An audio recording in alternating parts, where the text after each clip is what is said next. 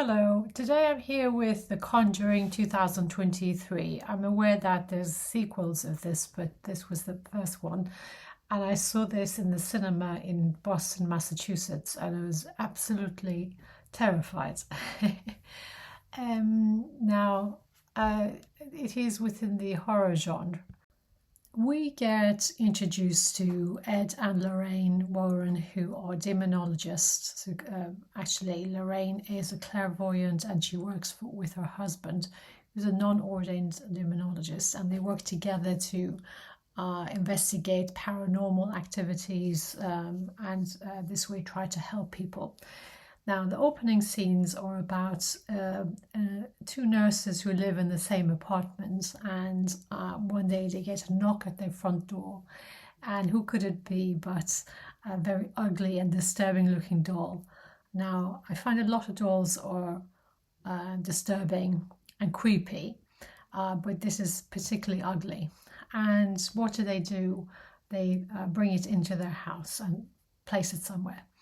And throughout the next days and weeks, they see a series of very unusual activities by this doll. So, for instance, they're sure they left it in a certain location, but when they come back from work, they see it somewhere else, or that is look through their belongings, or like has written something on a wall.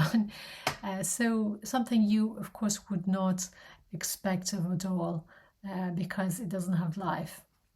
So what they do is to contact Ed Warren, who comes to their rescue, and he explains to them that this doll is possessed and it's demonic, and it was trying to not only come into your apartment to take over your house, but it was in fact trying to possess you. It takes the shape of a vessel, any demonic entity, and then when you bring it closer to you into your house, it tries to infiltrate your life and then eventually take over you as another vessel. So he confiscates this ugly doll and takes it to his house. Ed and Lorraine have a dedicated room within their house for keeping these artifacts that they have collected through the years of demonology activities and experiences. So this is where they place this ugly doll from the nurses as well.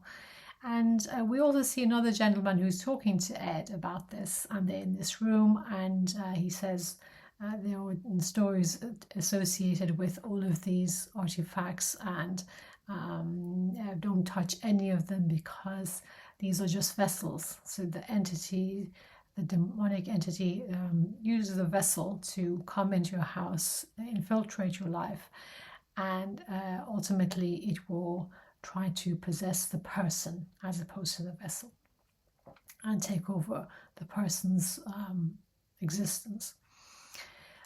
Judy is the daughter of Ed and Lorraine. She is not allowed in this room, but she does come in, and the dad says to her, "You know better than this and to come into this room," and she then leaves. So, as mentioned, Lorraine and Ed Warren are a couple. They're demonologists. Lorraine specifically is a clairvoyant. She gets visions about things that have happened in a certain room or a certain house. And on the other hand, Ed is a good complement to her in her activities because he has performed exorcisms and so on, and has done investigations and similar things. So they come as a team. Then we get introduced to a house and a family. The house is a very spacious and large two-story house. Very large gardens around it to wander about, and also the family comprising 7 people. Caroline and Ron are the mom and dad, and there were 5 girls, 5 daughters: April, Nancy, Cindy, Christine, and the older daughter. April is, I think, the nicest. She has curly blonde hair, and she has quite a lot of dialogue in this movie. So they've bought the house quite cheap from the bank in an auction, and they feel that this is a steal for what they have purchased. It's quite a great property, but there's always a catch, isn't there? Now, these children really like to play, and one of their favorite games is hide and clap. So you will soon realize this is a very disturbing game. And the house is still full of boxes because they've just moved in, and they're playing this game, and the mom and dad say, don't play it now because there's boxes everywhere and you'll fall and injure yourselves, but they don't pay any attention, as children won't listen anyway. So they're effectively hiding, and then the person who's meant to find them listens to the distance of the claps they hear. So if the person who's hiding is very far away, the clap is not going to be that loud, whereas if they're closer, the clap is going to be much louder.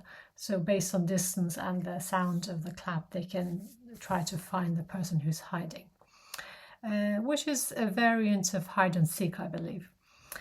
And so the family inspect the house, and as I mentioned, it's quite big, so there's so many rooms, and it's also quite cold at night, and they have various blankets and duvets and stuff to keep warm, but the dad goes down to the basement to inspect the boiler and see if he can switch it on, but they want to also call in a serviceman.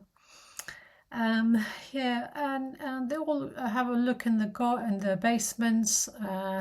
Now there's no electricity in the basement, so they have to use matches, and they go down, and there's just a lot of stuff in the basement, junk and furniture and a piano and this and that, and clearly the previous owner wasn't very interested in removing these things.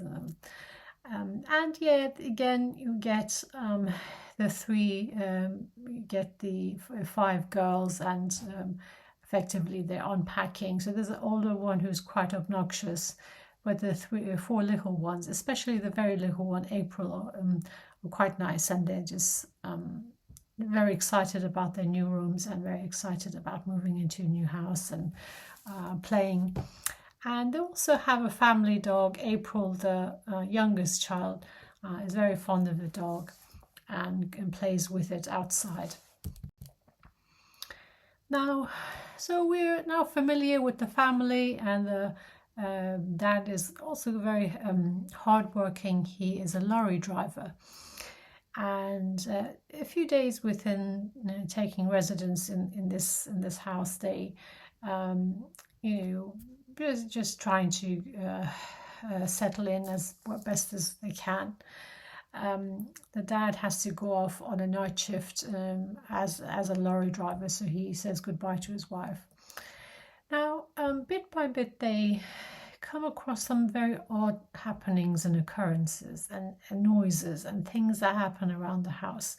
So one thing that the mom finds very odd is that she keeps finding bruises on herself. Now, obviously you're thinking something else, but that hasn't happened. There's no violence in the family. So she's just finding these random bruises on herself, and she can't explain until her husband says, well, go to the doctor, and I'm sure you might have a deficiency in iron or something like that, which obviously is a good suggestion. And then so you get a host of different things that happen during the night. For instance, they hear these taps, tap, tap, tap in threes and multiples of threes, and it stops. Or that they notice that all the clocks and watches around the house suddenly stopped at 3:03. Or that door slams, or they just slam on their own, or they notice that all the pictures that they put up on the wall suddenly fall down onto the ground, and they get smashed. And so there's quite a lot of stuff that happens, and the house, is quite a disturbing place to stay. and also add on to that it's very cold. So they're quite worried about what they got themselves in.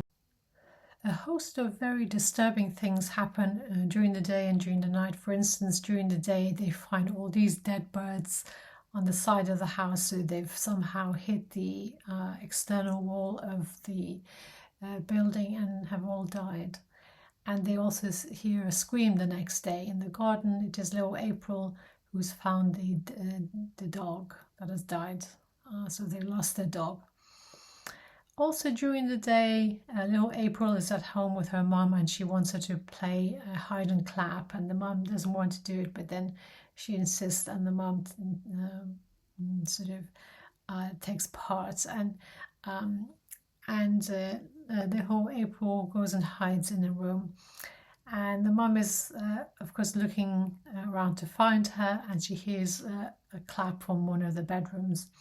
She goes in, but before she goes in, we see the cupboard door open and two little hands come out like this, clapping. So of course that's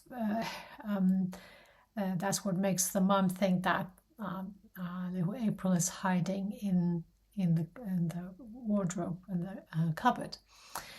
And she goes and says, "Well, I found you," and opens the cupboard, but there was no one there. And then suddenly she sees April run into the room and says, "Oh, I wasn't there. I was in Christine and Nancy's room."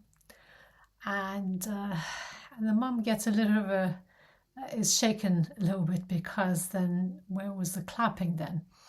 Who was clapping in that room and the cupboard? And I think that night or another night,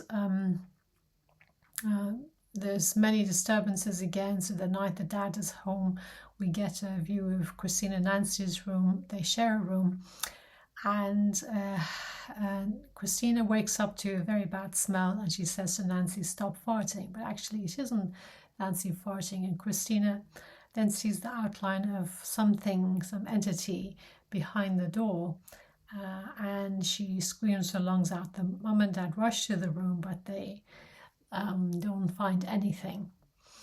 The next night the dad is away on work, and the mum comes down and sees that again all the paintings they had on the wall on the floor, and they're smashed. She hears some noises in the basement, so that very dark and scary basement. There's no light there, so she has to take matches. As soon as she lights a match, we see these two hands behind her clapping, and this is so scary if you see it on a big screen, like a cinema screen. I think a lot of people almost wet themselves during this movie. Of course, making reference to the hide and clap game that the children were making. Of course, the mum gets the fright of her life and rolls down the stairs, but then she does take control of the situation but doesn't find anyone. So all these are very disturbing, and it's throws their family life in chaos and extreme anxiety. And they do some research, and they hear about Ed and Lorraine Warren. They know that perhaps the house is possessed. There's some entity that is not at rest and is very evil and demonic. And the mom goes to one of their lectures, so Ed and Lorraine's lecture at the local university. And we see a session they have at the university, and it seems that the students are very enthusiastic, because when they finish their talk, there's 1,000 questions followed. And normally this kind of stuff no one takes very seriously, but it does exist. Anyway, she talks to Ed and Lorraine and effectively begs them to come and help, because they weren't very eager at the beginning. And she says, you have children, I have children, and our family life has been disturbed dramatically by what's happening. We think that there's some demon in the house, and Can you help us do something about it? After a lot of persuasion, then they do accept and they go.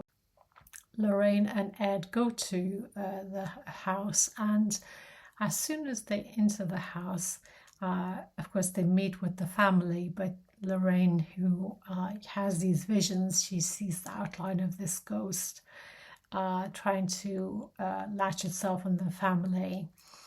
Ed and Lorraine go in the garden as well, and Lorraine again has the power to have these ideas and visions about what has gone on in a certain location. Something terrible has happened at this house. The mom has, the previous owner had a child and she hung herself, and she apparently killed her baby. And also there's quite a disturbing music box as well that little April has been playing with. And sometimes the mum sees her playing with this music box, but then she's seemingly having a conversation with someone. And the mom investigates, and she says that, who are you talking to? And April says to Rory, so this little boy called Rory, who she can see through this music box. So Caroline, the mum of the family, says to Lorraine about this music box that April has seen a little boy in it. And again, Lorraine has visions of this, and also sees this little boy. He seems to have been dead a long time ago, and he looks like a ghost. So through this music box, they're able to at least see him. Maybe not make contact with him, but they can see him. So there's all this. Lorraine is very disturbed by what she finds in the garden. She finds the tree, and that the previous owner had hung herself, and before that she had declared her submission to Satan and also killed her child. So something very, very evil and demonic has gone on in this house. And she also looked up the records of the property. So again, a lot of disturbing news about the previous owner, and then they sit down in the kitchen with the family, and she does say, Lorraine does tell them that as soon as I step foot in this house, I saw the entity that has been attacking you and is trying to take possession of every member of this family, especially you. The bruises are because of that. And of course, these are the Antichrist, and they show themselves by disrespecting, for instance, the Trinity. So the taps of 1, 2, 3, the noises that they hear that come in multiples of 3 are meant to be insults to the Trinity and things like that. So they go into detail of the house being possessed, and that the entity is very evil and is not addressed. And the family say, well, what if we move out of here? And Ed uses an interesting analogy that it is like gum. You take it with you. You take it to the new house. They're not going to, once they latch onto you, they're not going to just let you go very easily, even if you change the property. It's not about the vessel. It's not about the house. It's about the entity possessing the person, as opposed to a vessel. Now, they throw about ideas of what they can do, and Ed and Lorraine accept to do an exorcism. Now, they also find that anything they try to record on a voice recorder doesn't allow the family's voice to be recorded. So again, the demonic entity is interfering with their voice as well. So they want to keep a record of the exorcism that Ed and Lorraine perform. So they bring media guys and they test their equipment and make sure that they can record things at different frequencies and so on. The media guys there, they chat to the family, and it does really give you a 70s, 80s vibe because of the type of music that they're playing. I did mention that there are a lot of disturbances across the house, but the main target of the demonic entity was the mum of the family, Caroline. So early on, she just found bruises on herself, but by the time they start doing the exorcism, the possession has become so bad that the mom effectively loses her own voice. She speaks to the demon. It's a very guttural and in some instances a very high-pitched sound. It's not the mom anymore. She's completely been possessed by the demon. The demon tries to destroy her body by slamming her, pushing her and shoving her towards like the floor and different parts of the room. And in a very dramatic scene, it slams it against the ceiling. So now it's quite an experience watching this, especially on the large screen. So the time I saw it on the in the cinema was quite dramatic, and everyone was screaming, I think, at that point. But through the actions of the exorcist and also Ed and Lorraine, they managed to rescue the mom from this entity. But it's not clear if this entity does latch onto someone else, or maybe in the next episode of this movie, maybe someone else gets involved, or it possesses the next resident of the house, or so on. So we'll have to see who it latches onto in the next episode. Thank you so much.